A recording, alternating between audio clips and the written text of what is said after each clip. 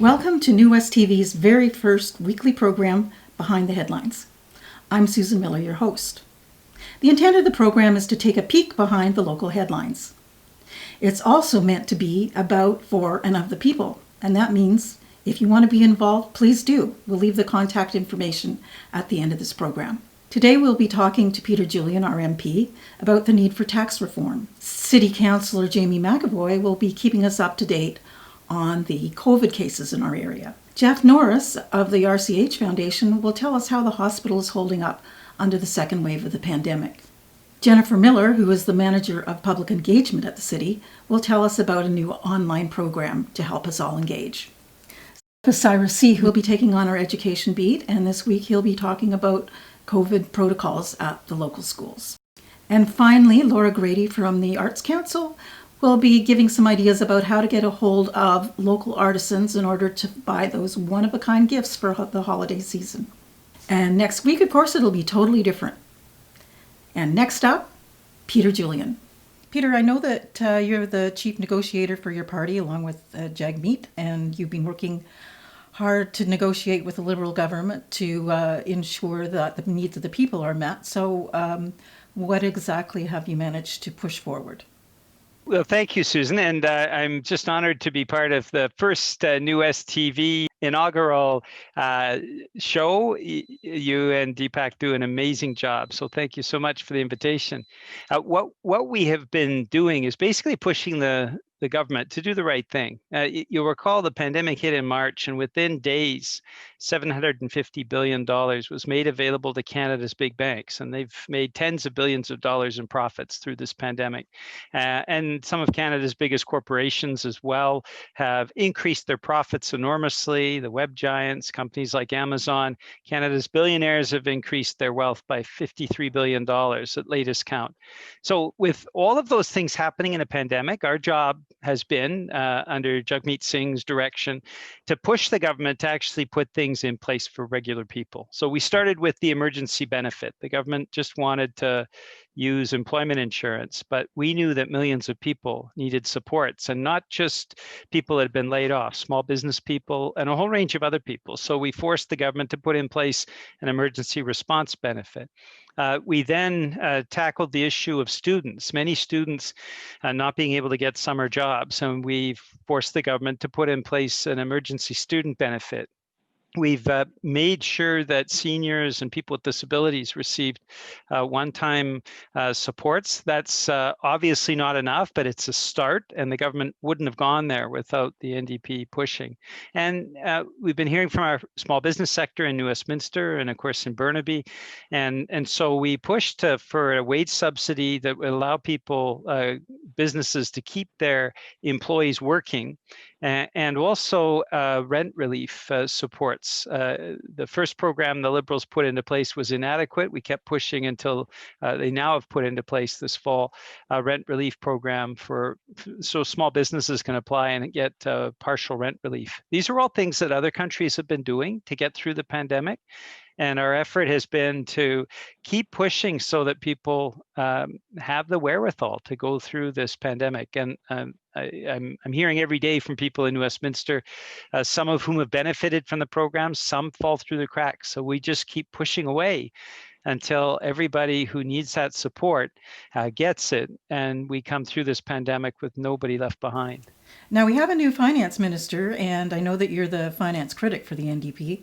I'm wondering what the NDP is wanting to push forward from here. We hear a lot about, we've provided all these supports, but now there's a deficit, and that's true. But the issue is not the deficit. The issue is the refusal of this government, like the previous government, to actually put in place a fair tax system. So I'll give you some examples. According to the Parliamentary Budgetary Officer, we lose about $25 billion every year because of overseas tax havens. So very wealthy people, very profitable corporations take their money offshore, and they basically don't pay any tax at all on it. $25 billion there. We've seen the billionaires increase their wealth massively during this pandemic, profiteering in a way that people were stopped from doing in the Second World War. There was a very strict laws against profiteering, and in this pandemic, there has been nothing against profiteering. So that those billions of dollars there needs to be a fair share of taxes paid on it, which is where the excess profits tax that Jagmeet Singh has spoken to, the wealth tax that we've raised in the House of Commons is so important. So that what we can do is get people through the pandemic, but also then not see all these programs and our social programs gutted because there's a deficit. There's a deficit because we haven't tackled the revenue side. And we know that regular people and small businesses are paying their fair share of taxes. That's not the issue. It's when the wealthiest in our society don't pay anything at all, that there's a major problem. And Canada has the least fair tax system among all industrialized countries. That's a well-known fact. We need to tackle that so that everybody's paying their fair share. And in that way, we have the wherewithal to make sure people are taken care of through the pandemic, and that afterwards we can actually expand some of the supports that are in place, both for small businesses and for people. Now, are you making any headway with regard to getting the government to change the taxation laws so that wealthy people pay their fair share of tax and large corporations? What's happening? That's a great question. And so far, the Liberals are resisting. But the reality is, in the public, not just in New Westminster, but right across the country, poll after poll shows over 90% of Canadians support the idea of having the wealthy actually pay their fair share. So they support a wealth tax, they support an excess profits tax. I think that runs from younger people right through to seniors. Seniors saw in the Second World War that there was strict laws against profiteering, and I think part of that is why there's so much support among seniors. Among younger people, they see these massive corporations getting away with not even paying fair wages to their employees, often who are young people. They're not paying for the medical devices. Companies like Facebook and Amazon and Google are paying often minimum wage, not paying for any of the benefits, and young people see that. So there's support right across the age spectrum, and surprisingly, across the political spectrum. People who vote NDP, people who vote Green, people who vote Liberal, people who vote Conservative. 70% of people who voted Conservative in the last election support a wealth tax. So attitudes have shifted among the public. The Liberal and Conservative parties have not caught up. They still say they're opposed to it. Mr. Trudeau still says he's opposed to it. But I think the public and Canadians recognize that we need to take action so that we have the resources to support people now during the pandemic and in the aftermath as well. So, Peter, what is your prognosis? Is there any hope that we're moving forward, making any headway, or are we going to wait for another election or longer? Well, I'm always optimistic that common sense solutions may, when you've got 90% of the Canadian public saying the government should be doing this, the government should be listening. And that's the case right now. So I'm always optimistic. Next Monday, there's an opportunity for the government to address this in the economic update. I'm going to be speaking to this issue as well. So I think this is an important time for the government to take this kind of action. Now, what I would suggest is if in the economic update, when this show airs, if they have not taken those actions, then I think the public will respond accordingly. They'll say, why are you being so irresponsible? Why are you saying we need austerity? We're going to cut back on existing programs or not provide support to people who desperately need it during this pandemic.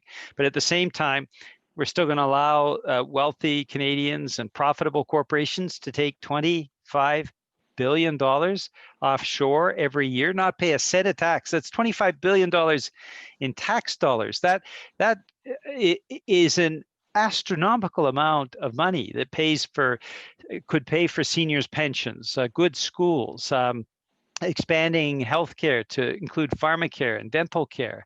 It makes sure that everybody has an affordable home that they can go to. I mean, $25 billion a year is an astronomical amount of money. It can be better used than allowing wealthy people to take it to the Cayman Islands in the Caribbean and basically sock it away when they should be paying their fair share of tax. Thanks so much, Peter, for taking time out to speak to us. We really appreciate it. And you be safe. I know that you having to travel back and forth to Ottawa adds an extra level of risk. And so be safe. In the next two programs, we're going to be hearing more from Peter Julian. In the next program, we're going to hear more about the rollout of the vaccine. And it may very well not happen as quickly as we had hoped. The following program, he'll be talking about his private member's bill for universal pharmacare. So stay tuned. City Councillor Jamie McAvoy will be a regular contributor to our Behind the Headlines, and he'll be keeping us up to date on the COVID cases in our area. Interestingly, he's also a historian, and he has a lot to say about the comparison between the 1918 flu pandemic and what the pandemic is like today. Jamie, I understand that the area that we live in, the Fraser Health Authority, has been kind of the epicenter of the second wave of this pandemic. It's so bad, in fact, I think it's worse in BC, but... There's no doubt that Fraser Health Authority is the epicenter. We're in the Fraser North region of the Fraser Health Authority, so in 2 weeks, November 13th, November 26th, there were 1,238 cases just in the Fraser North area. The entire pandemic, there's been 457, 16 yesterday, 46 over the weekend. My goodness, that is a lot. That is scary. About a quarter of the deaths have happened in a week. Oh my goodness. Oh my goodness. Now, have there been outbreaks in some of the senior residences that you are aware of? We've only had a few outbreaks here in New Westminster. There's one that's active right now at Queen's Park Care Centre. Do they have any numbers about breakdowns about who is dying in the Fraser Health Authority? I mean, I would imagine the elderly and the seniors residents come number one, but are there any other things that stand out? The largest group is the elderly. What I'll be interested in looking at when the time comes is how much of a difference it would make if the elderly were not in care homes, right? Because younger people aren't living in care homes. But it's important to say that cases and deaths go across the board, at least for adults, right? And so while it's mainly the elderly who have been affected in terms of deaths, the situation is starting to shift with cases where most people who are getting sick now are younger, young adults to early middle age adults. This is a disease of crowding, right? It has harmed elderly people the most because they're the most vulnerable, but this disease likes crowded conditions. And so if you have large families, if you have agricultural food plants, there's been a couple of outbreaks in food plants in the Fraser Valley, like Sunrise Poultry. Those kinds of conditions have contributed to the spread. Well, I'm really interested in your historical perspective. So what can you bring in terms of wisdom to us from, pandemics past? Oh, everything is repeating. And in past pandemics, people resisted public health measures. That's one of the reasons why public health measures might have a lighter touch, actually, is you don't want a situation where people will not report or call a doctor and say, oh, hey, I think something's wrong. You want people to be willing to come forward. The controversy over public health measures, the way that people really follow health authorities early on, but as the pandemic drags on and on, people get a bit more ornery about it. So a lot of those things are repeating. Even the workplace issues, right now a focus for the labor movement is safety in the workplace during COVID. in the past, that was an issue too. And you could see one thing that was different though is that if you look at the 1918 pandemic, health restrictions were based on the city. New Westminster had its own medical health officer, so did every city in Canada, and they took different approaches. So that allowed us to look at the past and look at those different approaches and see what, you know, what worked and what didn't. And you know, the rule of thumb is almost always the same. Those who were slow to initiate measures, those who really didn't want to, you know, close a store, those were the ones that had the worst outbreaks, and wound up being more affected in every way possible. It also changed the economy. You know, this pandemic, it's hard to say if people will want to go back into indoor retail. I personally hope they will, because I have a lot of favorite shops in New Westminster. In 19, you know, cigar stores went by the wayside, because cigar stores used to be where men would gather and talk around a table, and there was cigar stores in some cases every couple of blocks. In 1918, they went broke. After the pandemic in 1918, there was, I would say, more of a feeling of human solidarity, more of a feeling of mutual vulnerability, and it was a time when reforms were pursued about healthcare and reforms were launched. This pandemic, we're seeing some of the same thing, right? John Horgan has promised every senior will have their own room in future care homes. I'm sure that once things settle down, there will be a lot of debate about seniors care in particular. And the healthcare system will have to work on being prepared for the next pandemic, because there's no guarantee that this will be a once in a lifetime event. Oh, how did the city fathers handle that? Were they pretty on top of it, or did they lag? They were pretty on top of it. I don't remember the numbers. I actually did a research project where I looked at it. The 1918 pandemic was tough in New Westminster. There was funerals every day. In those days, they still went down 6th Street in a funeral parade. There were funerals every day. It went right through crowded places, like Providence Orphanage. It went right through there. And it was a disease mostly of young adults. The medical health officer in New Westminster, and I'm sorry I forget his name, he was actually quite assertive and aggressive. And the politicians didn't like it, to be honest, but at that time, the medical health officer had the authority and used that authority to close shops, to close schools, and do whatever it took to lighten that pandemic impact on the community. There was still a strong impact. At one time, the New Westminster Labour Council organized a labor pool of union members just to keep the grocery stores going, because there were so many employees of grocery stores who were sick. They had to figure out how to keep them going. Well, thank you very much, Jamie. I think we'll leave on that note. I'll try to keep shorter answers next time. No, it's great. I loved it. Next up is Jeff Norris, who is the CEO of the Royal Columbian Hospital Foundation. He's going to tell us how the second wave of the pandemic is affecting the hospital.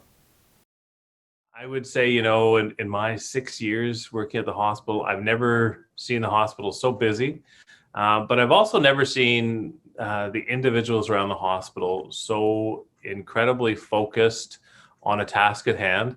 I was talking to one of our physicians earlier today and saying, you know, just basically, how are you doing? And, you know, his response is, you know, we've got a real challenging 3 or 4 months ahead of us, but people are ready for it and people are prepared for it. And, you know, in many ways, you know, people around the hospital have, you know, trained their careers to deal with these kinds of situations. And in a lot of ways, you see sort of a real heightened focus of folks being able to provide care in a real variety of ways. So, you know, it's not business as usual at the hospital, even though we're doing our usual business at the hospital and then doing corona work over and above. Jeff, are some of the nurses and doctors and other staff suffering from burnout? Yeah, so that's a great Question. I mean, our health authorities done a wonderful job in recognizing very early on, and folks in the hospital have done a really good job of recognizing very early on that burnout and fatigue and stress and anxiety were going to be major components in our world. In the foundation on the fundraising side, we were asked to step in and play a role in finding some of the, I guess, the more soft sided things that we could do to help staff make their days better, or make this a more approachable place to work at, or make sure people were recognized. And those takes a variety of different formats. And I thank the donors that have stepped forward to help that. But the health authority itself has made sure to bring in, additional counseling support or additional courses and opportunities for people to learn about, dealing with the high pressure or stress or anxiety, and for leaders to learn different techniques in terms of helping their staff through it. But despite that, I mean, like everybody out there in the world, there's a pretty high level of fatigue. We do see individuals that are getting to those points of burnout, or getting to points where they need additional support. And luckily, the support is there for folks. But absolutely, it puts a real strain on the system and a real strain on the people in the system. Is there a strain on the hospital's capacity? For example, have they had to open up rooms in the new mental health building, or have they had to create new ICU units? Yeah, at this stage, we haven't. So the current capacity within the system has been able to handle the influx of cases. And the way Fraser Health is set up, there's 3 hospitals that have been designated as COVID sites. So that's Royal Columbian, Surrey Memorial, and Abbotsford Hospital, where the COVID patient cohorts would come to, and they would come through the ICU work. And then other cases would also come to those hospitals, obviously. I mean, we have a huge number of cases coming through, but then we'd also rely on the community hospitals, so places like Eagle Ridge or Langley Hospital to take on more cases coming through. So right now, as it stands, we've been able to, the facilities have been, more than sufficient. What about the public support, Jeff? I know during the first phase of this, a lot of people stepped up. Their help came in various forms. What's happening now? Is there a certain fatigue among the public now? One of the great parts, and it really made a big difference in terms of morale for folks working in healthcare, was the tangible show of public support that was occurring early in the year. People banging their pots or coming and doing parades in front of the hospital and all those kinds of things. Now that, I think, everyone's noticed has died down, and I would kind of reach out and encourage people, maybe not in those ways of banging your pots, but if you know a healthcare worker, or you're near a hospital, or you've got those sorts of things, send a note in, or phone someone and let them know that you really appreciate their work, because that really did buoy people's spirits early on in this pandemic. And as we go into the second wave, people need that lift as we go forward. So we've seen that sort of support wane, and it's understandable, because it's been a long time that we've been going through it. But I would encourage people to sort of look at those avenues again and put out that support. But one of the other areas that we see is people stepping forward and making donations towards our COVID relief projects within the hospital, or even other projects associated with the hospital. And amazingly, despite that we're going through a really trying time for people's incomes and all sorts of things going on in the community, we continue to see really generous support coming forward for several projects and several things going on with the hospital. So we're really very thankful that the community continues to be active in that way. So yeah, in some ways we've seen it wane, and in some ways we've actually continued to see it be quite strong. So Jeff, one of the ways that people were showing their support the first time round, aside from pot banging, was that they would leave messages on your website, which is rchfoundation.ca or .com? .ca, but both of them get their .com and .ca. Okay. In any case, these messages you'd put up on screens in the hospital for everyone to see. And I'm wondering, can people still do that? Yeah, and we still have the screens up, and we still have opportunities to people to send their messages. And some of the really cool ones and neat ones that we've seen as individuals, kids sending in their drawings and cards and all those kinds of things. So those are really fun to pop up. But they can still reach out to us, and we're happy to transmit messages within the hospital and get it out to folks. And it does make a real big difference. Okay, well, thanks so much, Jeff. Awesome. Thanks, Susan. Next, I'm speaking with Jennifer Millar, who is the Manager of Public Engagement with the city. the city has just launched a new online engagement platform called Be Heard. So if you've ever found it difficult to get your views to the city, then times have changed. Jennifer will explain. We've just launched a new online engagement platform called Be Heard New West. And so it looks like a website, but basically it's an online space where the community can gather and provide both their feedback to the city, but also connect with each other. So there's project pages on that website where people can come and learn about some of the projects that are either underway or upcoming at the city, and different city initiatives. And then they can provide their feedback on those projects or initiatives or ask questions. Where we used to do a lot of online surveys, we will still be doing that on this page, but there's all kinds of other tools on this platform where we can start to interact a little bit more with the community. So there's things like polls, and you can see the response right away. There's things like online idea boards where it's almost like a virtual post-it note, and so a member of the community can post their idea, and then someone else can come and read those and either bump them up with a thumbs up or give a comment on those ideas. We also have the ability to do online discussion forums, so with moderation. So, people can really come to this place to both share their feedback with the community, but also connect with each other and kind of build an online community in an ongoing way. Right now, we have an electric mobility strategy engagement that's active. So if people are interested in electric mobility, so like e-bikes and electric cars, electric vehicles, there's a survey that they can take on the page right now. The city is developing an e-mobility strategy, and so we're looking for input from the community to help us inform the development of that strategy. Was the pandemic the impetus to start this program?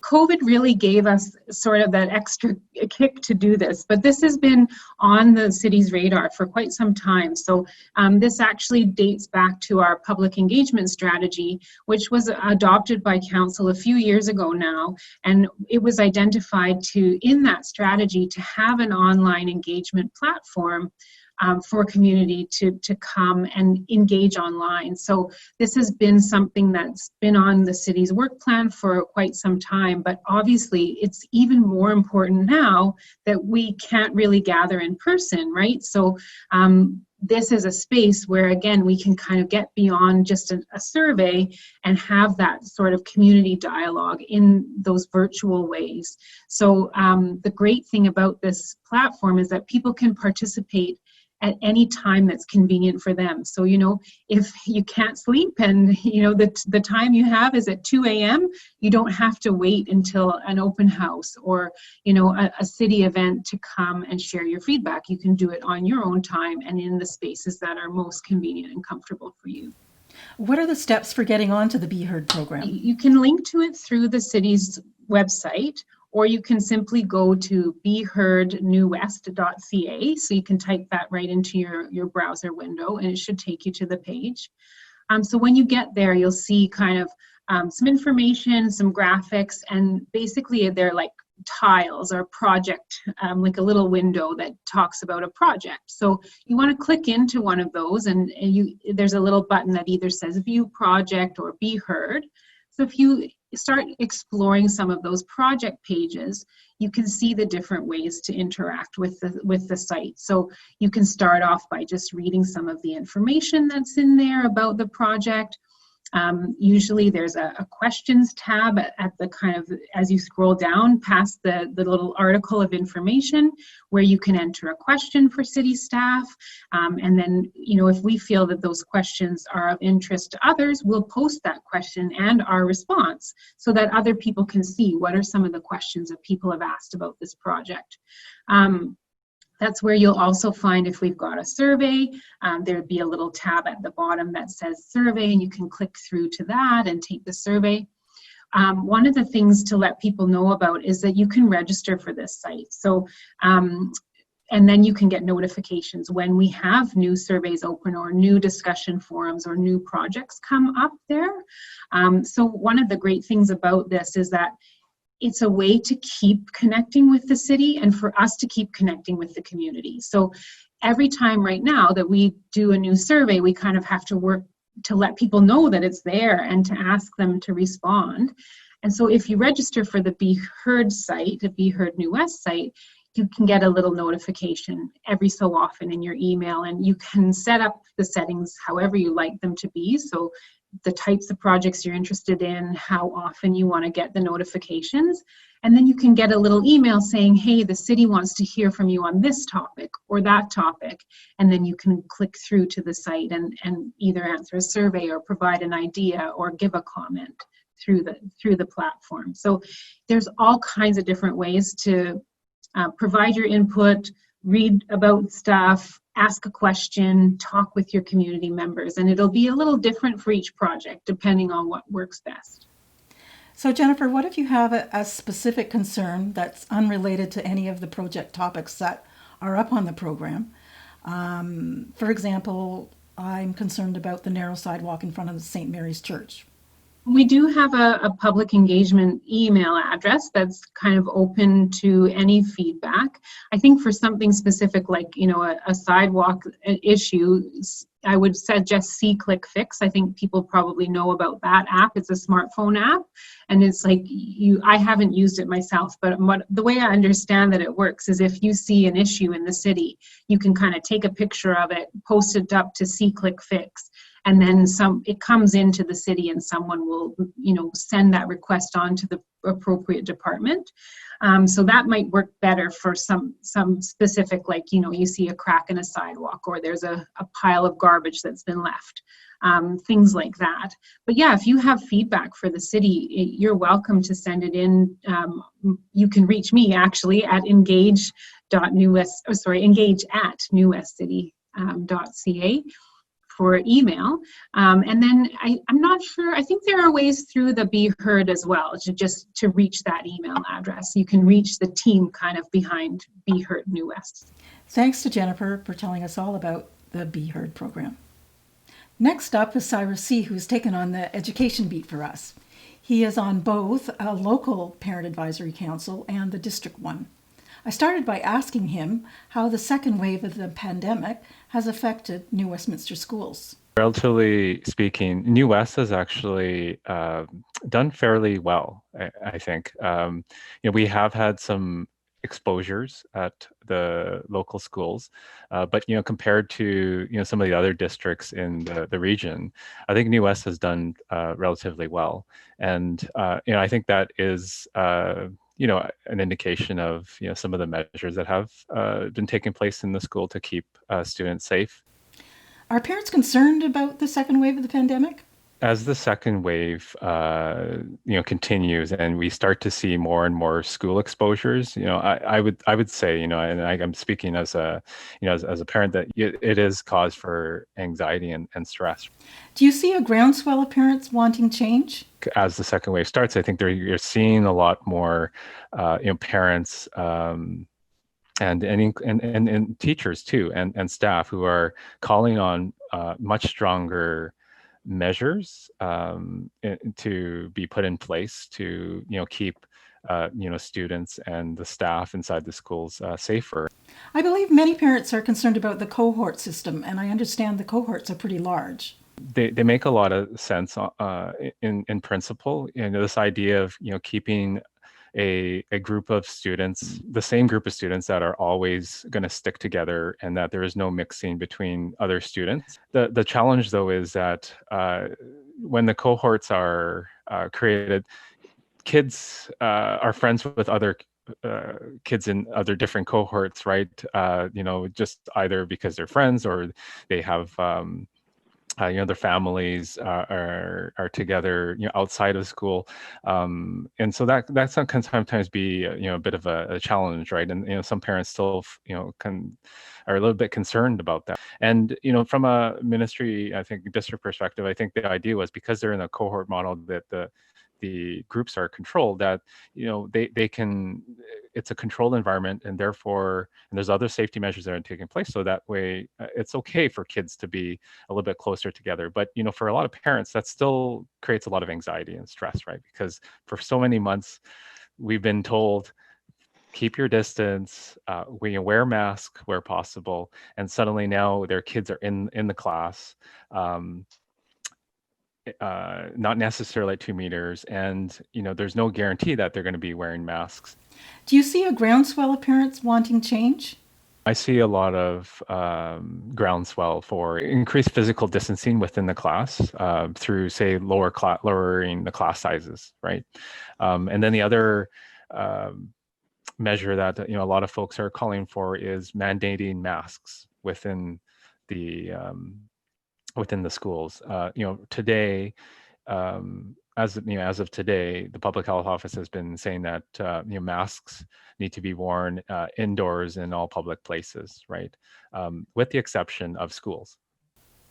I think you are seeing a lot of pressure with among different parent groups and different stakeholders to try to get some of those rules changed.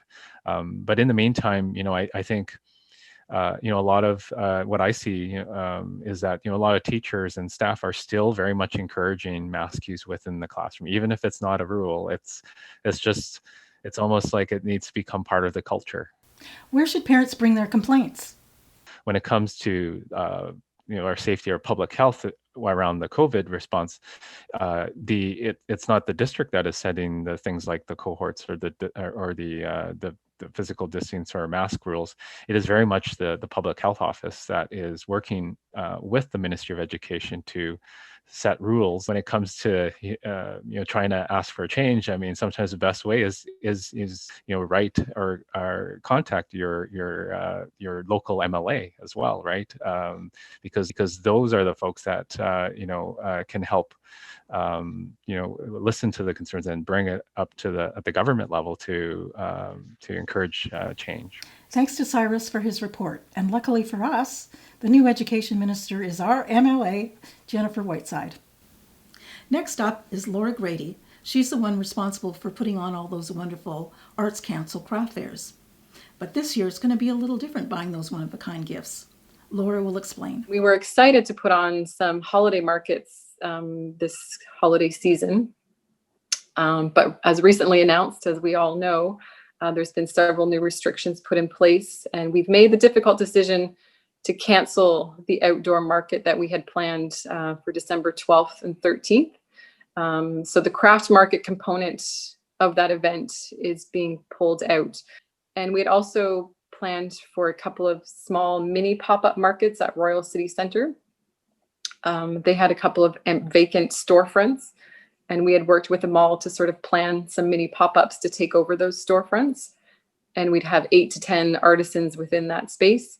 But due to, again, the new restrictions and the scrutiny that the shopping malls are facing, because they're dealing with large groups of the public, we've had to cancel those events as well. So it's been a pretty disappointing last 24 hours. So Laura, it must be pretty difficult for those artisans who rely on those sales at this time of the year. Yeah, definitely. I've built quite a nice relationship with several of the artisans that we work with through New West Craft. And you can really sense the hardship that they're going through. I mean, the months of November and December are their biggest, most profitable months of the year.